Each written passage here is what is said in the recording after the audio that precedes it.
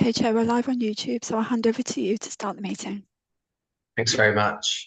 So good morning and welcome to this meeting of the Poverty Working Panel on Monday the 18th of March 2024. I'm your Chair, Councillor Dan Ledger. I'd also like to welcome anyone watching this meeting via the live stream. May I remind members that the Code of Conduct applies throughout this meeting. We also reserve the right to remove or disconnect any participant who is disrupting the meeting by whatever means. Please turn any telephone devices off or on silent. In the event of a break in the internet connection, please bear with us as we try to reconnect. After 15 minutes, if we're unable to reconnect, we'll consider this meeting adjourned and reconvened at a later date. If you wish to make a comment, please raise your electronic hand and wait to be called. We'll now start the meeting by doing a roll call of all members here present. So it's over to our Democratic Service Officer, Sarah James, to do the roll call. Over to you, Sarah. Thank you. So yourself, Councillor Dan Ledger, please. Present, thank you. Thank you. Councillor Arnott. Councillor Chapman. Present. Thank you. Councillor Goodman, please. Present. Thank you. Councillor Haggerty. Councillor Heath. Present, thank you. And Paul Arnott says he's been delayed. He will join as soon as he can. Okay, thank you. Councillor Martin, please. Present, thank you. Thank you. Councillor Vixen. Present. And Councillor Smith. Okay, Chair, I'll hand over back to you. Thank you. I think I'm going to throw it straight back to you. So agenda item 1 is apologies. So Sarah, have we had any apologies for today? I have apologies from Councillor Bethany Collins. Okay, just take that those are accepted. Agenda item 2 are minutes of the previous meeting held on the 13th of November. So if any members have any comments, they do so by raising their electronic hands now. If I see no hands, I'll take those as agreed. Yeah, I'll take those as agreed. Agenda item 3, declarations of interest. Again, this will be done via a roll call. It's over to you again, Sarah. Thank you. Councillor Ledger. None. Thank you. Thank you. Councillor Chapman. None. Thank you. Councillor Goodman. None. Thank you. Councillor Heath. None, thank you. Thank you. Councillor Martin. None, thank you. And Councillor Vixen, please. None, thank you. Thank you. I'll pass back to you, Chair. Thank you. So agenda item 4 is public speaking. There are no members of the public registered to speak. Agenda item 5 is Devon Communities Together, and it's over for a presentation from Natalie Campbell. So, Natalie, welcome. Over to you. Thank you very much, and really nice to see you all today. I'm just going to share my screen. I hope that works for you, Sarah. I'll just do that now.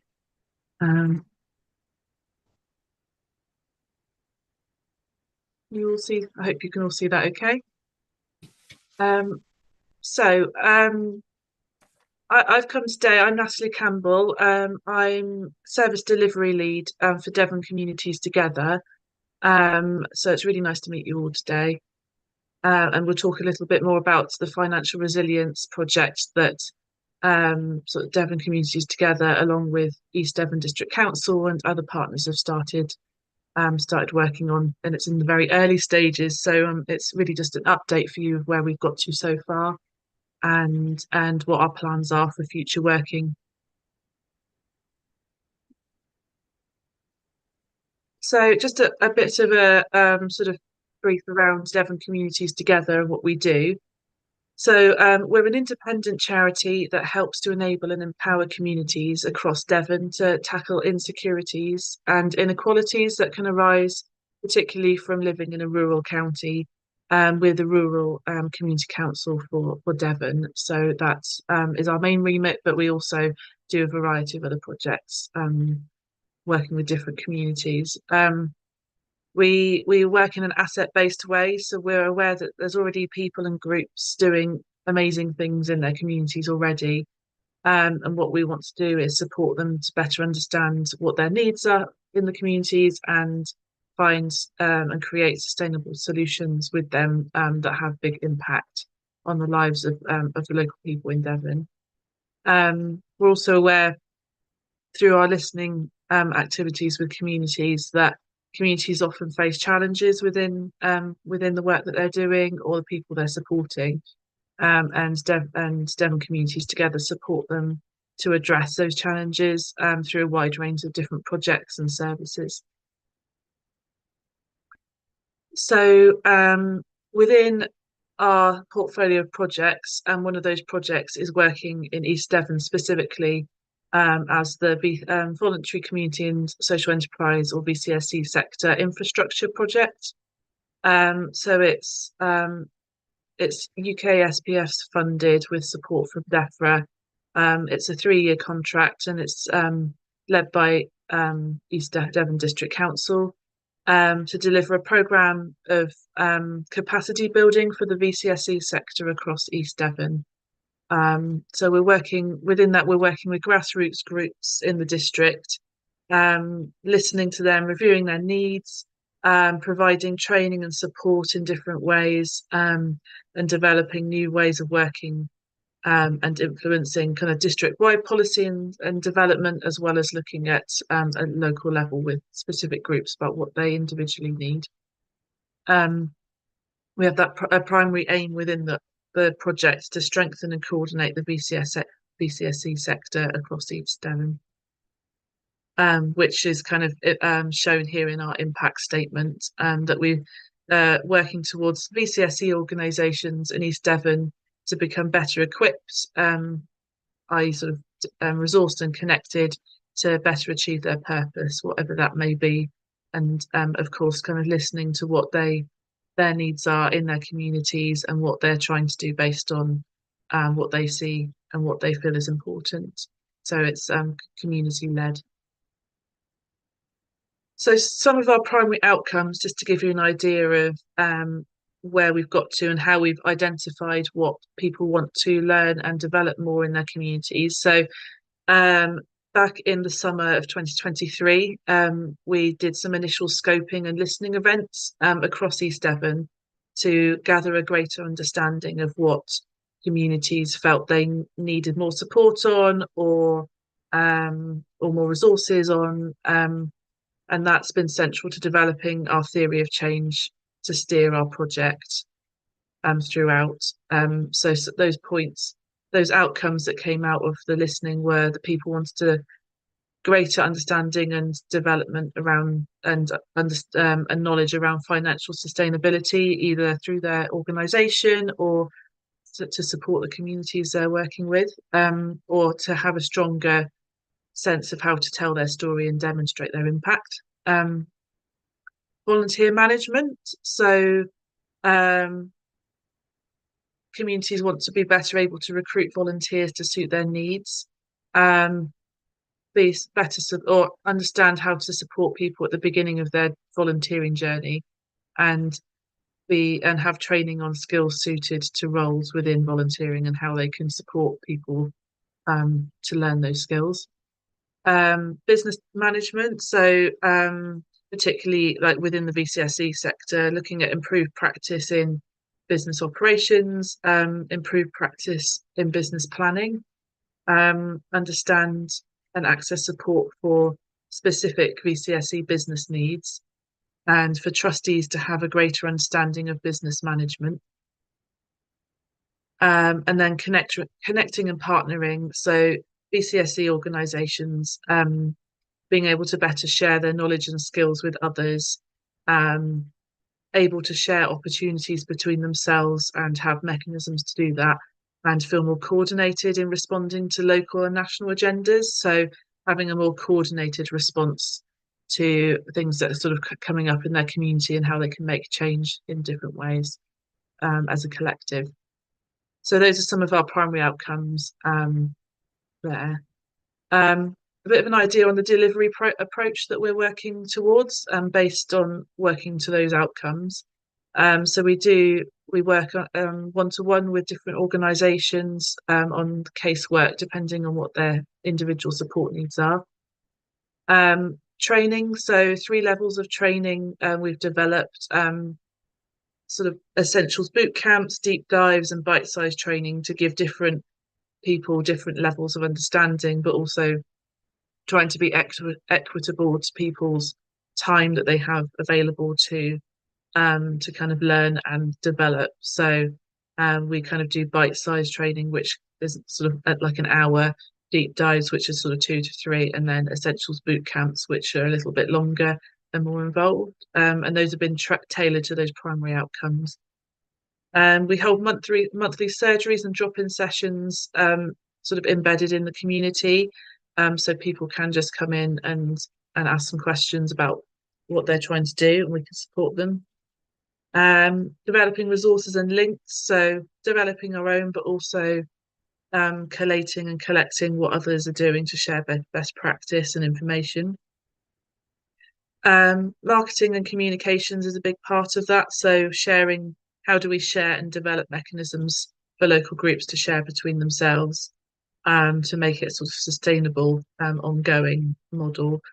So we're using methods like Devon Connect and newsletters and different ways of connecting through networking meetings and things.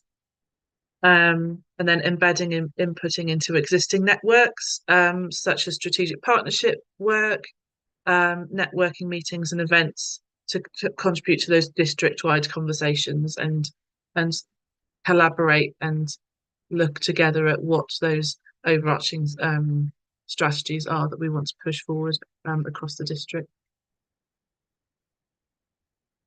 This is a brief sort of idea of where we've got to so far, considering this is our first year of delivering this project. And we've run the sort of listening activities at the start of that. So to give you an idea of where we're up to the end of Q3, which was the end of December. So we're coming to the end of Q4, where we'll have an update on our targets and we'll be reporting back at that point. So in relation to financial resilience and financial pressures and how the community are responding to that, this is kind of some of the information that we've heard from communities so far, based on those listening activities and having conversations with communities at grassroots level. So some examples of that are that a local community larder has started to include non-food items such as nappies and school uniforms to support people as well as food. They're now seeing about 400 people a week, whereas it was about 200 people a week a year ago. So they've really seen that growth in the need and people kind of engaging with that community larder in that area. And they're trying to kind of respond to that as much as they can. Local activities and services and businesses are generally kind of said that they are being impacted due to local people unable to afford to access those activities. So like local sort of charitable activities and or even just kind of community groups. People are having to prioritize work and rather than going to activities, and also can't afford sort of extra things on top of the basic needs that they need to fulfill in their household. There's signs of lower volunteering, again, due to people having to prioritize work and not having the time to volunteer on top of that, and they have their own pressures at home that they're having to work to support their individual households rather than looking at wider volunteering in the community. And then unpaid carers in the community are finding that caring duties are impacting their ability to work, and that's increasing financial pressures, which is kind of more of an ongoing thing that we have heard more recently. So we've been looking alongside sort of our community listening at grassroots level. We're listening to national information that we've gathered together to connect the dots. So Devon Communities Together are a member of Action with Communities in Rural England, which is called ACRE. They've been looking into the impact of cost of living crisis in rural areas across the UK, because that's something that they've kind of noted throughout all of their memberships across the country. So some points just to give you an idea of how rurality is impacting financial pressures, particularly that there's 27% estimated of rural households that are currently in fuel poverty because they're living off the gas grid and not receiving the same level of government subsidy as a result of that. There's worsening household affordability and rental increases of 11% in rural areas specifically. Cost of accessing services and disproportionate impact for rural areas because they have to travel further to access employment, services and facilities. And with rising fuel prices, that's becoming more and more difficult for people to access, say, the doctors, supermarkets, the affordable food, as well as kind of their employment. It becomes more difficult to get that employment if fuel prices are going up. And then the Trussell Trust data has shown that 65% more food parcels were distributed in rural districts in 22 to 23. So again, sort of a response to some of those financial pressures in rural areas. So you're probably well aware of sort of the levels in East Devon, but just to kind of round it up, we've been looking at the JSNA deprivation levels and sort of through the headline tool, but which doesn't necessarily immediately show that there's sort of a high need, but that we understand that there are pockets of deprivation across the county in different areas for different reasons, which will be we want to sort of further understand within those communities as to what's strong there, what the challenges are, and maybe some solutions and co-producing some solutions. But alongside that, at a national level, ACRE and DEFRA are trying to kind of work together to acknowledge rural deprivation weighting due to those additional challenges that we've just mentioned. So the national work kind of is leading into that partnership work that we want to do at a local level.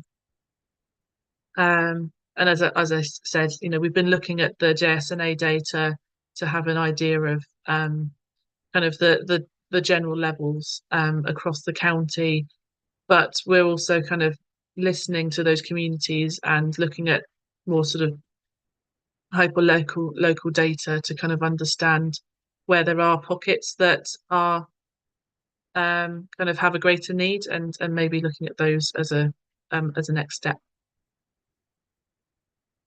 So this kind of feeds in nicely to the project that I've been working on with Sharon and Libby at EDDC. So we've come together to develop a financial resilience project. So looking at sort of cross partnership working as a kind of as a way of working to look at listening to communities and then responding. So so it'll kind of looking at recognizing the needs to address rural poverty, understanding what they need and what support and assets are already in place. Because we work from a sort of an asset-based approach. So looking at what's strong already, what could be built and developed based on what is working, and then looking at where the potential challenges are that need to be addressed as well. Kind of part of this work is a greater understanding of localized needs. So looking at smaller communities at a grassroots, smaller level, such as a village or a small town, rather than district-wide, to look at those roots, causes, gaps, and build on what's strong within those localized communities. This is the start of our journey as a project. So we've kind of started developing some aims and objectives within the work, and our next step is to kind of bring people together and get started. So some of our aims and objectives identified is to understand rural poverty in different areas of the district, assessing support services that are already available, and that might be organised support services, it might be community groups, or individuals or potentially sort of buildings and assets across a community that are supporting people. Understand how we can support rural communities to build financial resilience. So really listening to communities about what they feel they need to know more about and how we can address that and support them, working with them. Develop how professional organisations and the voluntary sector can work better together, because we're in, businesses, particularly local businesses, have a sort of social and moral obligation to support those in their community via sort of employment, but in other ways. And how can we bring those two things together to look at root causes? How can local business help their communities? And also use the learning to inform how we look to scale this up across the district. So looking at developing a pilot, testing it out and seeing what works, and reporting on the learning, and then looking at how we can scale it to different localities. We've started to identify who should be involved, because as I mentioned, we want this to be cross-partnership method of working. So we've kind of identified some different representatives that could come together to do this listening and work together in this group. So that's just a few sort of initial thoughts there, such as voluntary sector partners, citizens' advice, community energy representatives, PCNs and NHS partners, local councillors, public health, essentially anyone that is invested in this type of work and supporting people, whether it's at a grassroots level to sort of district level and or wider, and looking at that, bringing the collective learning and listening together rather than working in silos, doing that work together, and then looking at solutions and co-producing solutions together. Which leads me on to the pilot that we're starting to develop. So what we wish to do is look at an area with a higher level of need, and we can do that using kind of data that we've already got to identify maybe some areas or local towns or villages or communities that maybe have that higher level of need. Using those aims and objectives, we want to pilot a listening and responding model of working to understand the level of financial resilience and challenges in that area and address them together, as I mentioned. So got a couple of aims there to understand what's strong in the community, where there's a need, and ideas for what could be different. So kind of focusing on those key sort of asset-based community development questions of what's strong, what could be different, what would you like to see? And then based on the increased understanding, ascertain key actions using that co-productive collaborative approach.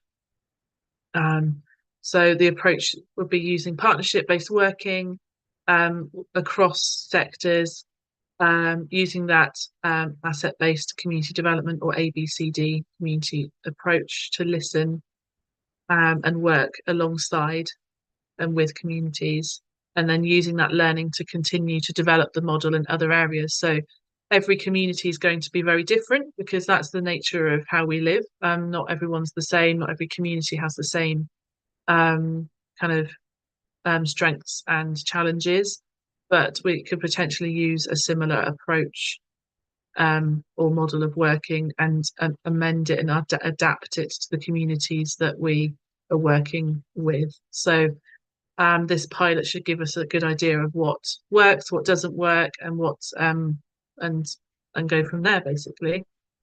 So that's kind of the end of my presentation, to give you a bit of an update on where we're at.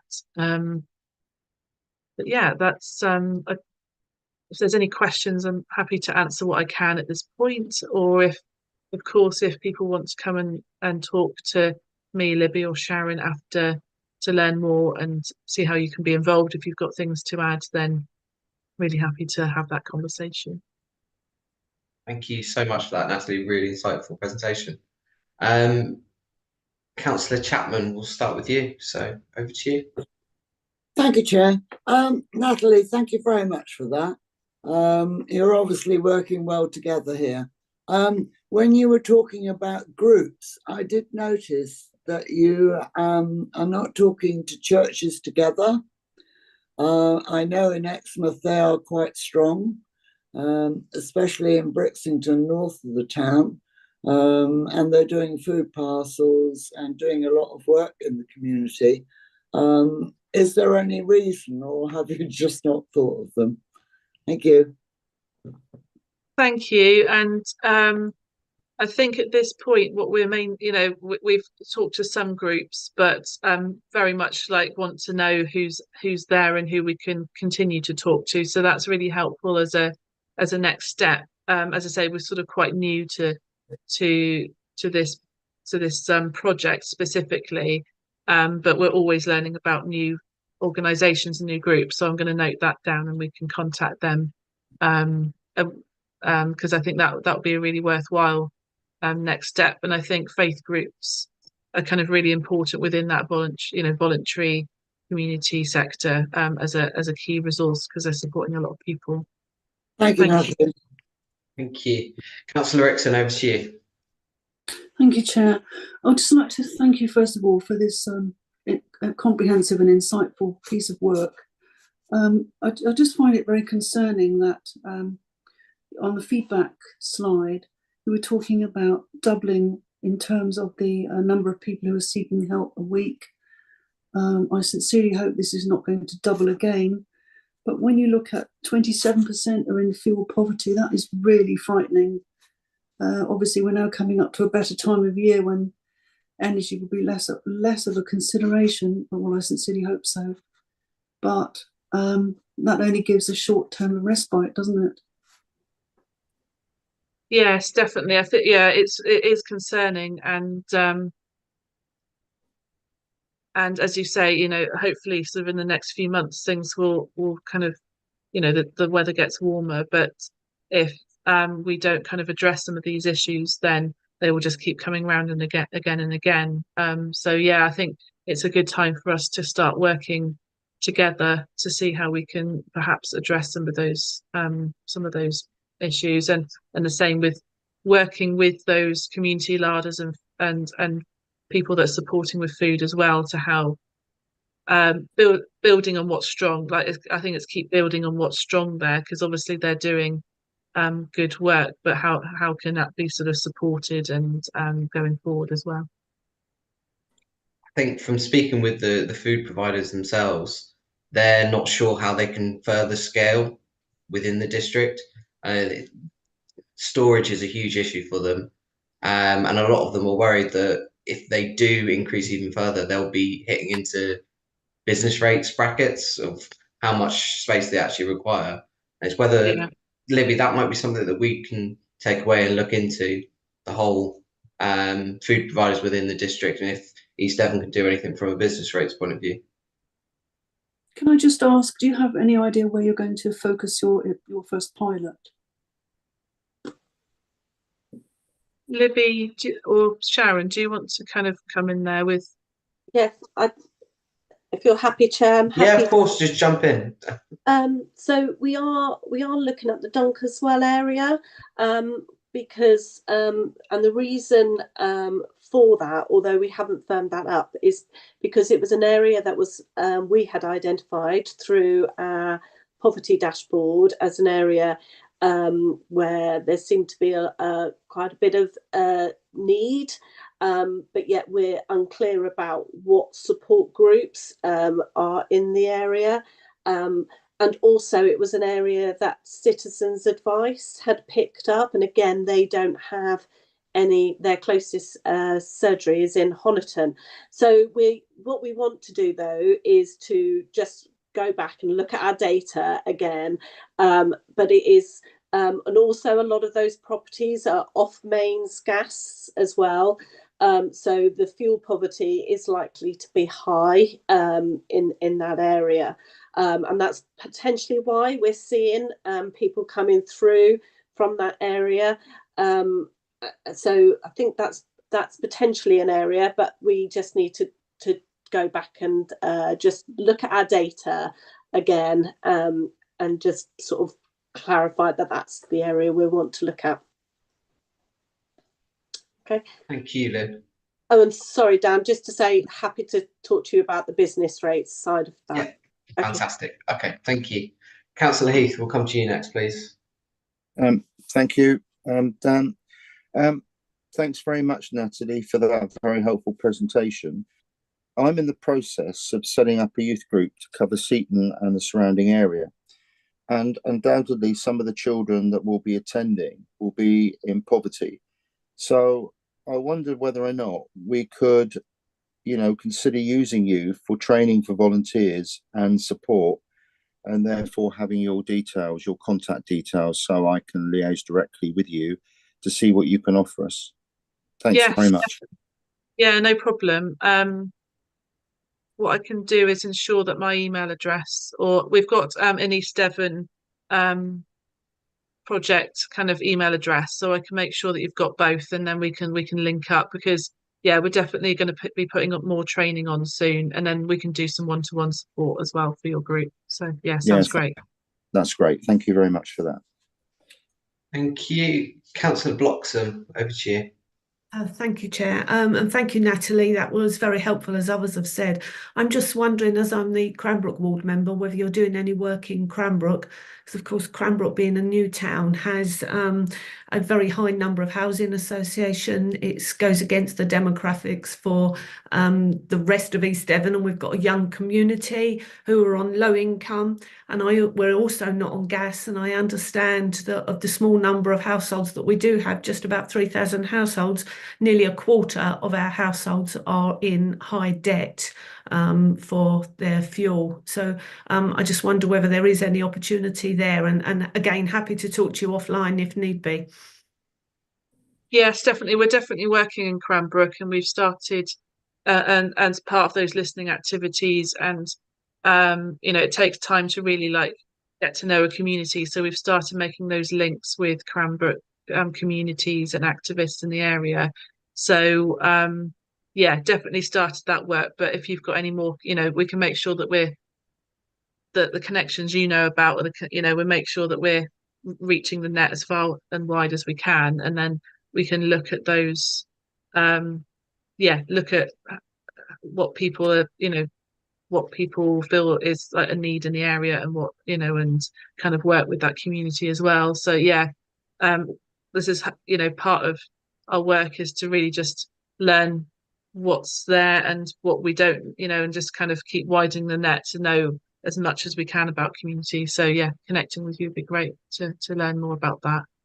Thank you. Yeah, thank you. Thanks very much for that. Councillor Fitzgerald, I know that you've got your hand up, but I'm not sure if you're unable to unmute at this present time. So we can try it.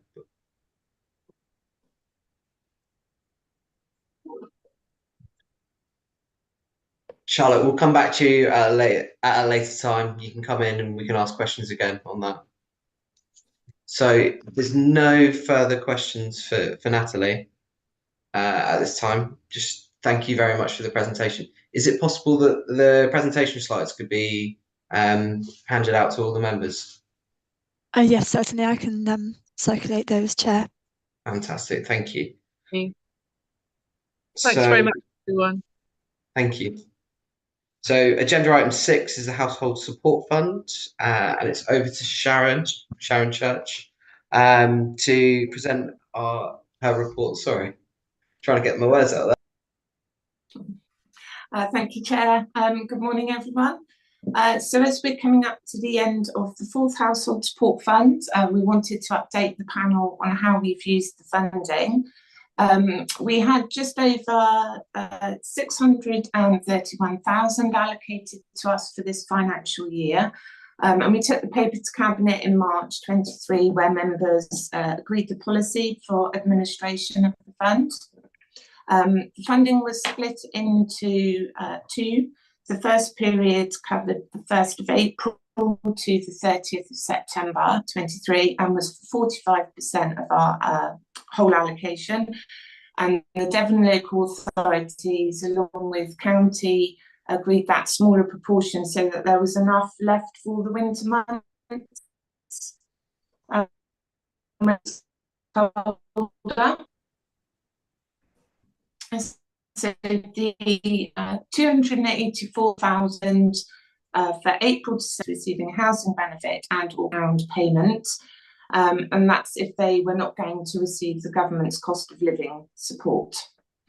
So we wrote to 1,364 residents, invited them to claim the allocated payments and made follow-up calls to everyone who didn't. And in total, 1,157 residents claimed their payment, which was just under an 85% take-up. So we also ran our open applications alongside the targeted support, and that's as required by the Department for Work and Pensions.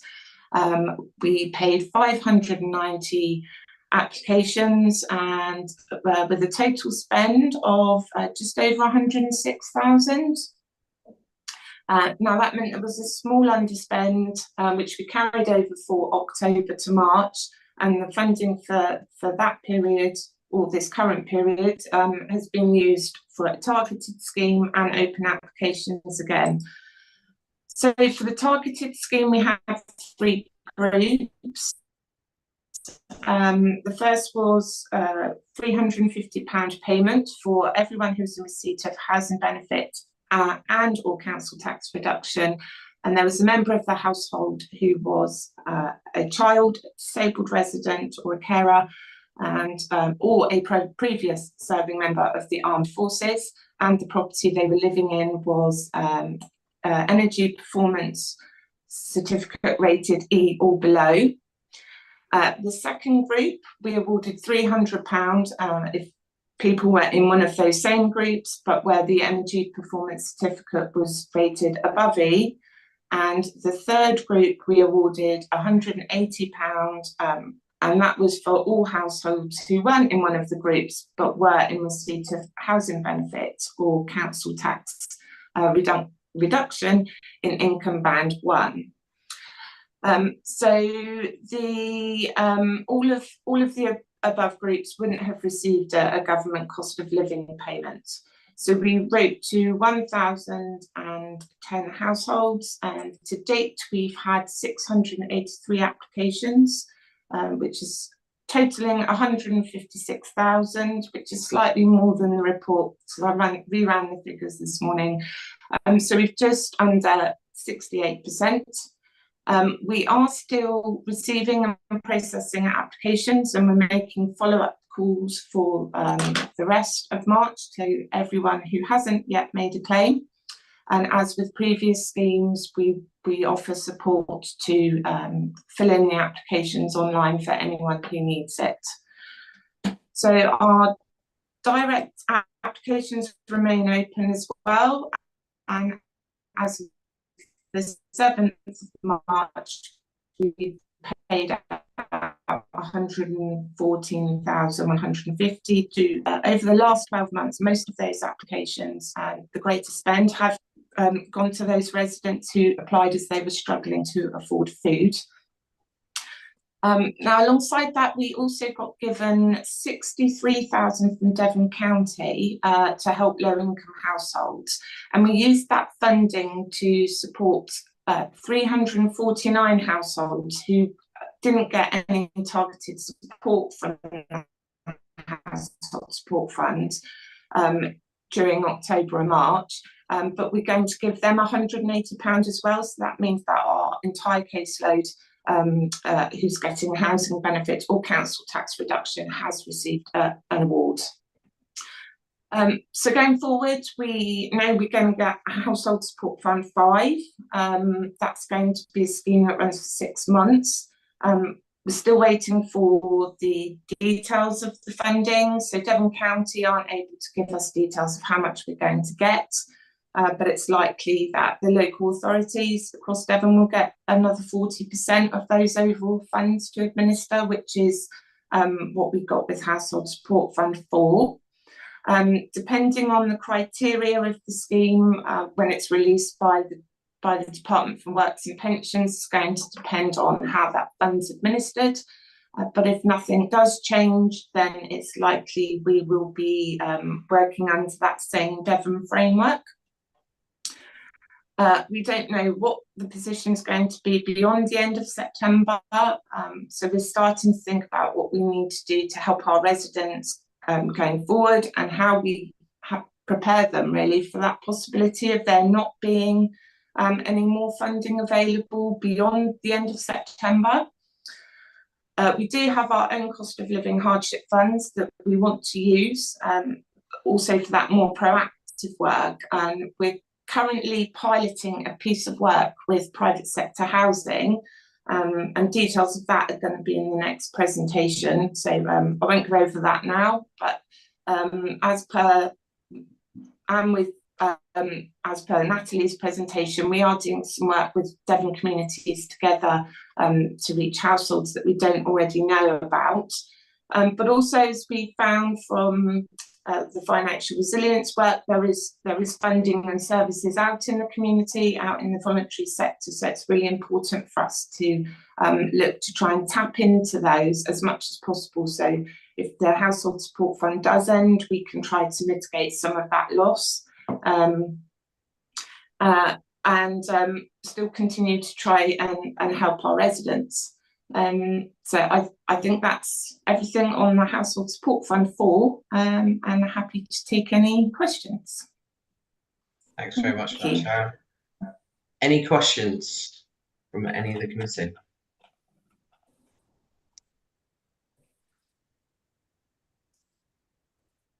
You look like you're getting Councillor Goodman, we'll start with you then. Yes, thank you, Sharon. Got away with it.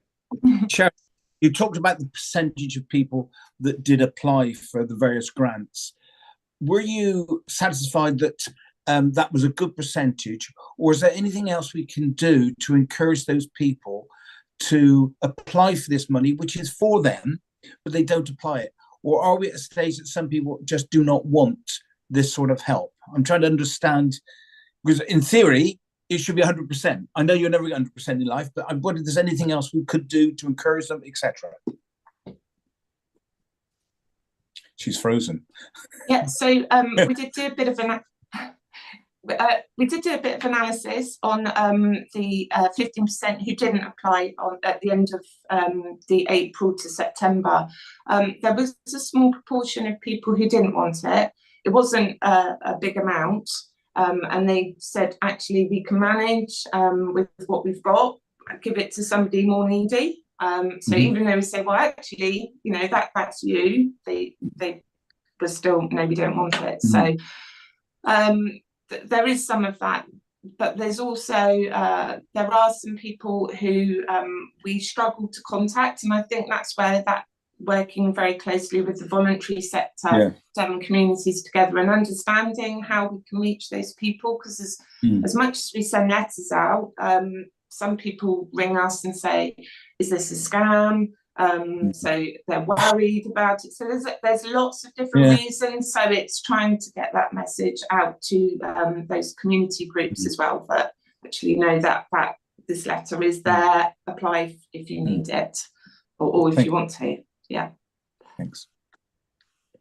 Thank you for that. Councillor Rixon, come to you next.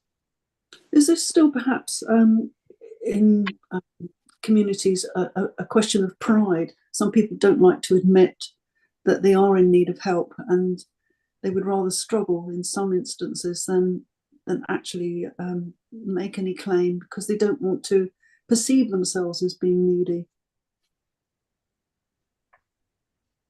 I think that's a possibility, definitely.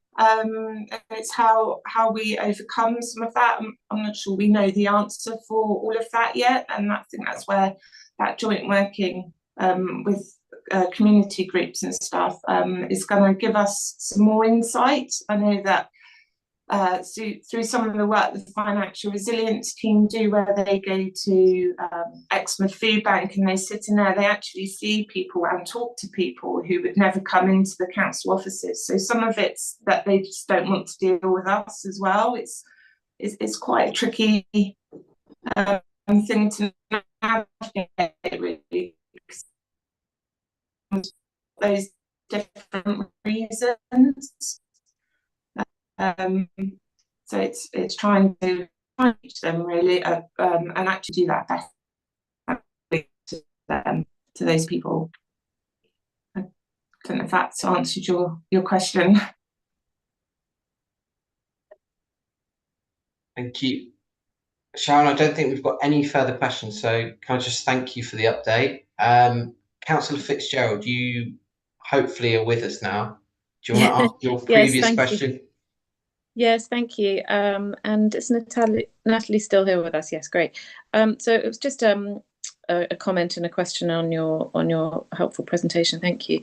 One was to make you aware of Space East Devon, which is a group, a sort of umbrella organisation for a couple of youth hubs. They are wider than East Devon, but that might be a useful touch point for you to be aware of in terms of youth clubs. And the other one was more kind of a thought and a question for Dan, which is around the fuel poverty figure, which was quite interesting to see. There was 27%, I think, in your presentation of people living in fuel poverty in East Devon. Maybe that's something that we could think about in terms of strategic planning, and whether there's something that we could be doing to work towards kind of alleviating that, because that's an extraordinarily high figure, and I presume a lot of those are living in rural areas. So if there's something that we can be thinking about from a planning point of view as well.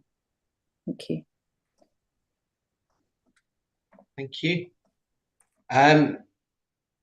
Right, with that, we'll move on to the next agenda item. So that's the pilot project with financial resilience and private sector housing.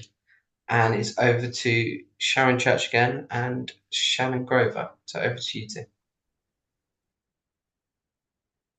Hi, thank you again, Chair. Okay, I think Sarah, lovely, thank you. Going to present our presentation. Yep. Lovely, thank you. Okay, so this presentation then is letting the panel know about a pilot project that the financial resilience team and private sector housing, along with our climate change officer, have started working on to see how we can help low-income households improve their accommodation. So have we got the next? Wonderful, thank you. So we know from the last 2 or 3 years that there are a number of low-income households who are living in properties that have damp and mould, or they're hard to keep warm due to things like old heating systems or not having enough insulation. And that's something we have seen more of over the last 2 winters with the energy price rises. And through the collaborative working we do with private sector housing and Exeter Community Energy, we have, oh, sorry, I think I'll keep breaking up, sorry. Sorry, can everyone hear me okay now? I'm trying to move we can hear you. Lovely, sorry, thank you. So through the collaborative working we do with private sector housing and Exeter Community Energy, we have started to help some of those residents, but there have been a few who we haven't been able to do much for, as they've been unable to access other funding available. So we still have our own cost of living hardship funds, and we wanted to look at how and if we could help those residents by using some of that funding.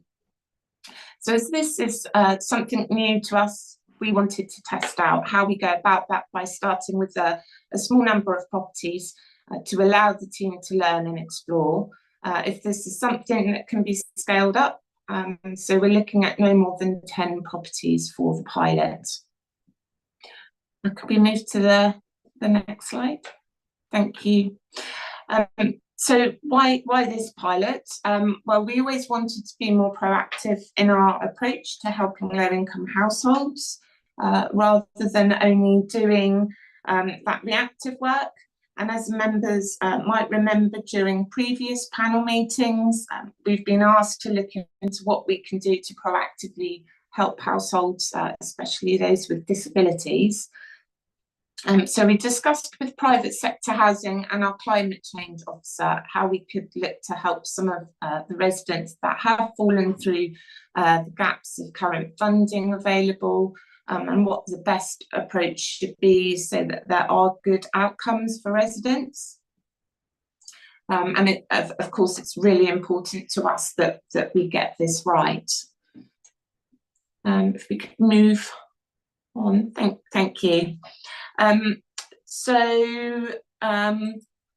role of the financial resilience team in the project is that we carry out the financial assessments that's going to determine eligibility to the pilot. The team will feed back recommendations and necessary information to private sector housing. They will complete an income and expenditure form with the resident and look at ways to help maximise income and minimise their expenditure, and access any other services that the resident might need through other organisations. So that's the full financial resilience service that we offer will be provided if required. And I'm going to hand you over to Shannon now, who's going to give you some more information and explain the role of private sector housing, and I think go through a case study with you. Hi, so I'm from private sector housing. So private sector housing's role is to sort of assess the residents' properties. We look at all 29 hazards, and we work out work out clear, realistic goals with the residents, and how to get there. So we make sure that the residents sort of know what grants they may be eligible for and how to access them, and make sure they know what the hazards are that we found in their homes. We work with the residents and the contractors to coordinate works, as well as organise and coordinate other grants and schemes that they may be eligible for. Some of the other schemes that we sort of deal with and regularly work with include Eco4, HUG2, disabled facilities grants, cost of sort of hardship, healthy homes grants, and we also work a lot with Exeter Eco, who will also sort of do hazard referrals into us if they find hazards within people's homes. We sort of have extensive knowledge of all these sort of different schemes and the hazards. So this fund, just to sort of make clear, this fund isn't there to sort of replace other funding, but it's to assist those sort of in need who fall through the gaps and may not be eligible for some funding like Eco4 without having sort of disrepair works done first. So we always sort of consider these grants first, and we'll also arrange sort of retrofit surveys where necessary. If we could move on to the next slide, please.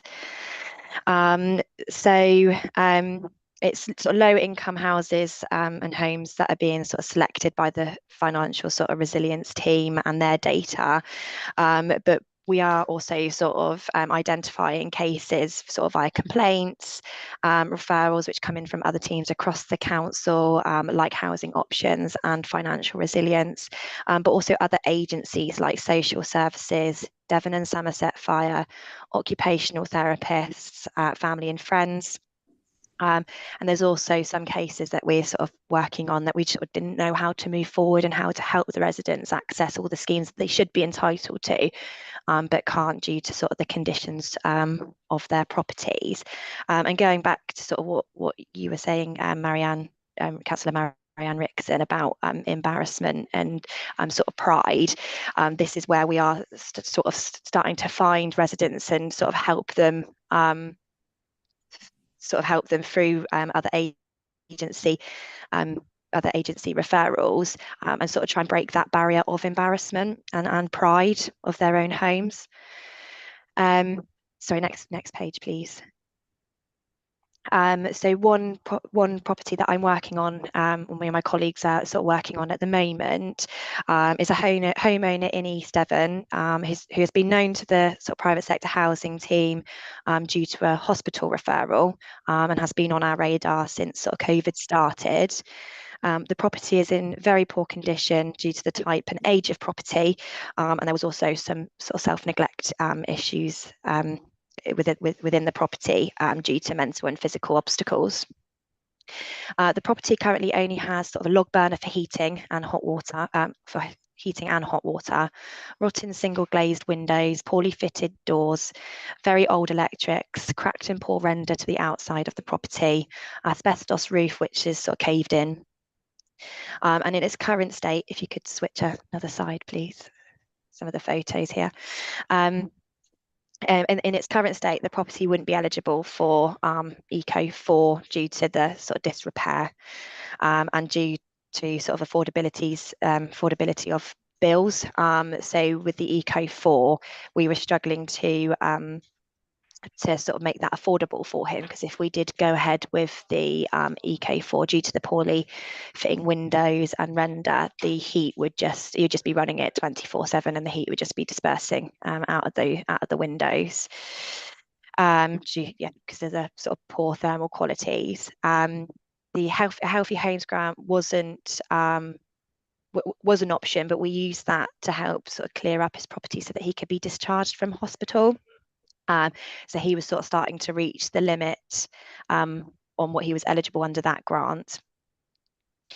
So that wasn't available.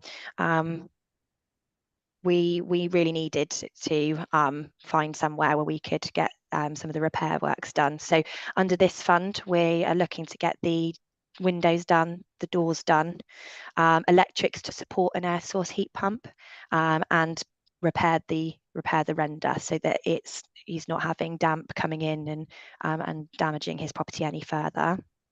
If you could swap another slide, please. That's where you'll see the roof there. So with our help, and due to a hospital referral, and with the help of this fund, he's making use of a Lendology loan to repair the roof, making use of Eco 4. We're getting arranging a disabled facilities grant for a walk-in shower, and he's making use of the hardship fund. And previously he'd made use of the Healthy Homes grant and household support fund for emergency food when he was first discharged from hospital. If we could go ahead on a slide again, thank you. So these are some of the issues that we see on a daily basis. And even with using this fund is what we're finding in the homes. And it is so important that we have the support of other teams like Financial Resilience team, and work collaboratively together to ensure the residents have the tools to succeed in the future as well, just from this help that we're offering under this fund. So that includes from paying bills and keeping on top of finances, maintaining their homes in an energy efficient way, and most importantly, keeping themselves healthy to reduce that sort of strain on the NHS. Next slide, please. So we're still learning from this scheme, but now we write a full comprehensive report, which is written by the private sector housing team and financial resilience team to include all hazards, finances, carbon data by way of EPC data, before and after works, and costs of works. The purpose of it is to provide the panel all the information they need to make an informed decision about where we go following the referral. The panel is made up of Jodie Harding, the Principal Environmental Health Officer, Sharon Church, for the Revenues and Benefits Manager, and Catherine Causley, the Climate Change Officer. But we also have the support of Libby Jarrett and Matthew Blythe, so our Assistant Directors for exceptional circumstances and cases. We ensure that our money is protected and properties aren't then sold by securing the money against the property on land registry, and ensuring landlords don't put the rent up by using the Housing Grants, Construction and Regeneration Act 1996 as amended by the Regulatory Reform Order 2002. And all interested parties are required to sign the document and application agreeing to this before we sort of move forward with any offer of support, any sort of funding on this scheme. We also always ensure we get at least two quotes from contractors, depending on the value, to make sure we're getting value for money, but sort of sticking to that value of money. One thing we have learned already from this pilot scheme, that sort of trying this prevention approach rather than reaction approach, and having access to these types of schemes, our residents, the benefit to our residents and our staff are amazing. With this particular, my case study there, we had Exeter Eco involved, we had financial resilience involved, we've had private sector housing involved, and the amount of, if we didn't have access to this fund, the amount of time that this property would have stayed on our books, we're trying to work out different ways of going forward, and the amount of sort of officer time that would have taken out, and again, possibly more hospital stays, then that would have been sort of a massive, quite possibly a massive amount of money there. And if we think about that over the other sort of properties that we could be helping, if this is a successful pilot scheme, I think the costings actually would be amazing, not to mention the mental and physical health of those residents. But also it helps the communities and neighbours as well. You know, quite a few of the properties that we're dealing with are in really poor disrepair, and neighbours don't always like living next to a property that looks as though it might be falling down. But with this money, we can try and help that and make and help with the sort of the overall community and neighbourhood appeal. I think there might be another slide. There you go. I think handing it back over to Sharon now. Thank you. So just to let members know, we do meet very regularly as a team to evaluate and review what we're doing. When the pilot's been completed, we will be bringing the outcomes of learning back to the panel to show the results, and we'll be in more of a position to see if that is a recommendation can be made in scaling the project up. And if that is a possibility, we will also be looking at if there are other funding opportunities available that we can apply for to help with funding.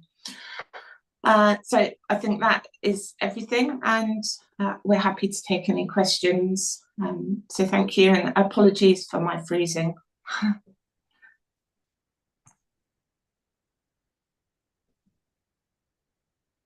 Just wait for that to go down. Yeah, that's fantastic.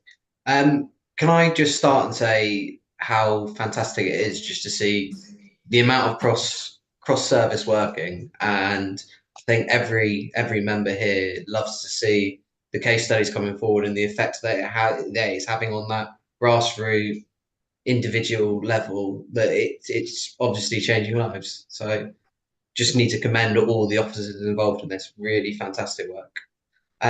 We'll start with Councillor Rixon, please. I believe there have been reports recently highlighting that there seem to be perverse incentives for landlords to switch from long-term to short-term lettings, which has resulted in quite a reduction in the properties that are available. What impact do you anticipate the forthcoming next year doubling of council tax on second homes? What impact do you think this is going to have on the private sector lettings market? I don't know if any of the officers would be able to really answer that too much, but Libby, if you've modelled anything on it. we are going to be modelling because it's obviously members made the decision to double the charge. What we want to understand is what movement we have in our second homes, and whether that is either, you know, generating additional income that based on the numbers, or whether properties are becoming occupied and actually lived in.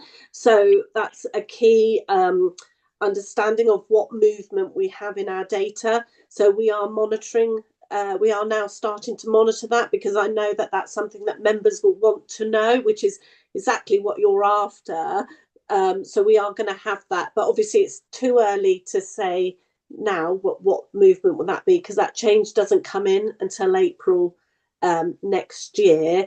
But just to be rest assured, we will be monitoring the data, so we will be able to bring back information, and we can bring it back through this group about what the movement is in second homes, and whether we're seeing that policy aim of bringing properties back into the use in the community for people to live in is happening. Thanks very much, Louis. Councillor Heath, come to you next. Yeah, thank you, Dan. This may not be entirely appropriate, but I just wonder what we can do to resolve the issue of people, like, for instance, in Beer, there are 3 or 4 owners that just leave their properties vacant for years and don't do anything with them. And that is a worry to me, because that means that they could either be using that property themselves, or at least letting it out and keeping it going. Tell me if that's inappropriate, but I think it perhaps might be more relevant for housing, but I just am concerned about this, really. You know, this long-term leaving properties unoccupied from owners. So I don't have an answer for you, but we do have an empty, one of our technical officers is an empty homes officer and is working with one of our environmental health officers as well, to come up with an idea and a plan going forward. That's all I've got at the moment. I know if the property is causing complaints, it's falling into disrepair, has any vermin issues, if you could encourage people to make the complaints into us, we'll be able to sort of tackle it that way. But I don't have a straight answer for you, unfortunately. Could you send me the name of that person, please, the empty homes officer, so I can contact them? So if you could direct any emails to the private sector housing inbox, it's only if she's on annual leave, we will try and pick up where we can. The email is pshousing@eastdevon.gov.uk. Fabulous. Thank you very much for that. So, Livy, do you want to come in and add anything to that? I was just, sorry, just, yeah. I was just going to add, obviously, if it's empty, there's the council tax charges will rise for empty properties. So that is to try and disincentivise people leaving them empty, because it has a financial impact.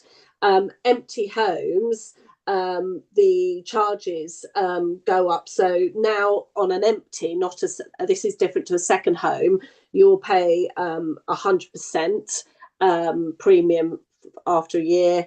It then goes up to 200% and then 300%. So that's sort of 3 times the normal council tax if it's left empty for long periods. So there is a financial disincentive which is applied through the council tax charge to try and discourage homeowners from leaving them empty.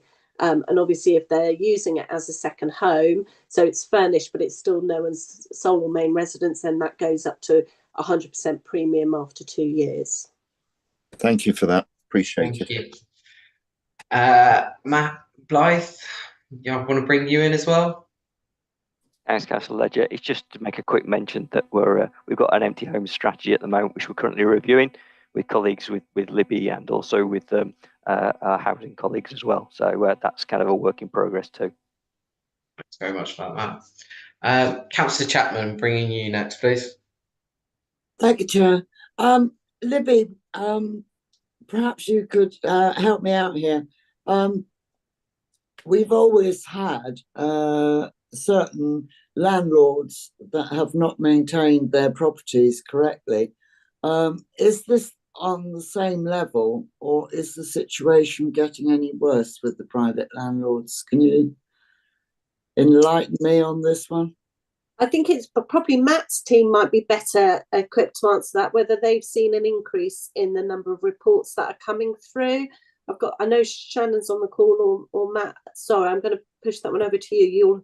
You'll know what. Libby, it's Jodie. Sorry, Hi, Jodie. That's okay. Sorry, I'm just listening. Hello, panel. It's Jodie Harding. I'm Principal Environmental Health for private sector housing. Recently, we've seen more cases of complex cases. So one of the cases that you've heard today at the panel is probably a typical example of what's actually being reported into the private sector housing team at the moment. We are getting less and fewer cases around sort of damp and mold complaints, but we're seeing more complaints around these complex cases that are involving sort of multidisciplinary action and facilitating much more support for tenants and for homeowners. The general sort of improvement in housing conditions is really down to the condition of the housing that we have in East Devon, and to some extent things like climate and the age of the housing stock is also influenced. But yeah, of course, the private sector housing team are always proactively and reactively working with landlords to bring improvements to their properties. But again, government policy and sort of some of that legislation is perhaps hampering some of those improvements, particularly around energy efficiency, where the government hasn't sort of made those commitments to require those landlords to make those improvements. But yeah, it's still ongoing, and we're still very busy. Thank you. Thanks for that, Jodie. Councillor Rickson, you want to come back in? Yes, I just thought I would mention another thing about empty properties people may not be aware of. There was an article recently in the Times, and it was talking about the perverse nature of inheritance tax. It said any property held in the name of someone who's died can't be sold until probate has been granted. But inheritance tax bills have to be paid before it's granted. And if you don't pay within 6 months, then you start to incur late payment rate of 7.75%. So if someone's died and had left enough tax to pay this, fair enough. But there are a lot of people who are property rich and cash poor, and they're caught in a vicious circle where they can't get probate, which means they can't sell the property until they paid inheritance tax, but they can't pay inheritance tax until they sell the property. So some of these properties that we're talking about, which have been empty for a while, may be in this situation. Sure, that's something that we can look at. Councillor Goodman, we'll come to you now, please. Yeah, thank you. Well, I first of all agree with you, Dan. I think this is a really good paper, and anything we can do to help this group of people and expand it once we've analysed the pilot, I think we would all welcome. And I'm particularly pleased we got disabled people in there as one of the criteria. But I'm sure everybody, when they saw that presentation and saw that house of the gentleman, you were horrified, because we cannot believe people are living in those sort of conditions. And anything we can do, I think we should be doing. And I know it's not easy with money. We all accept that. The one thing that did strike me is a point that was being said towards the end, that people then potentially selling their property. I think we do need to make sure, if we do work on people's property, especially if it's owner owned, that they then don't benefit X number of months, years later. And there should be some clause, I would suggest, in there that we could claw that money back if they do sell. And I'm just wondering if we thought of that, because I think we shouldn't be spend money on people to then other people then to benefit at a later date. But overall, I think it's a really good paper. Yeah, so we have we do recharge the secure the charges against the property under land registry, and if they then come to sell the property, we can have the money paid back before the sale completes. Thank you. Any other questions from anyone? Councillor Martin, over to you.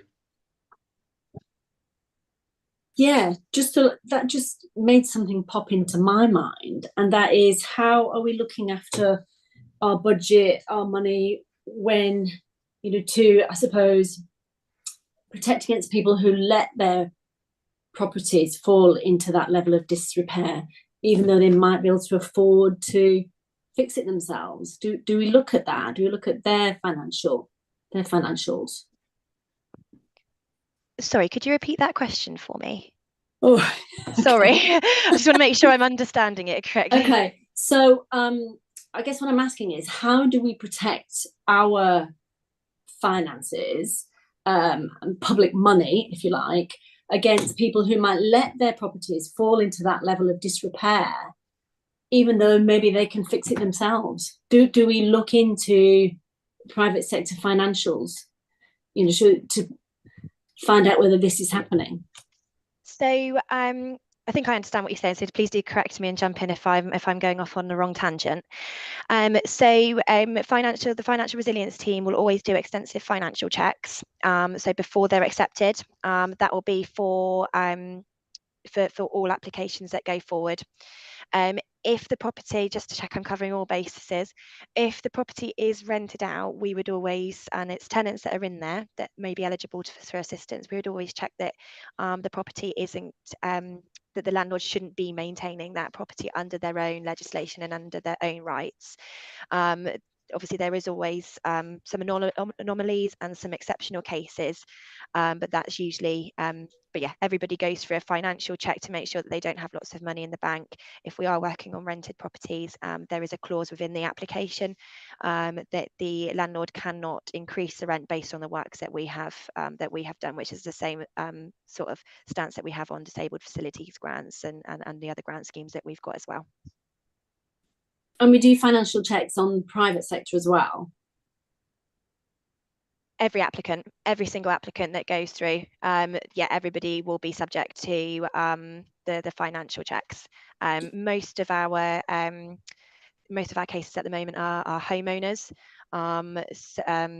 for this particular scheme, and they live within their own within that property as well.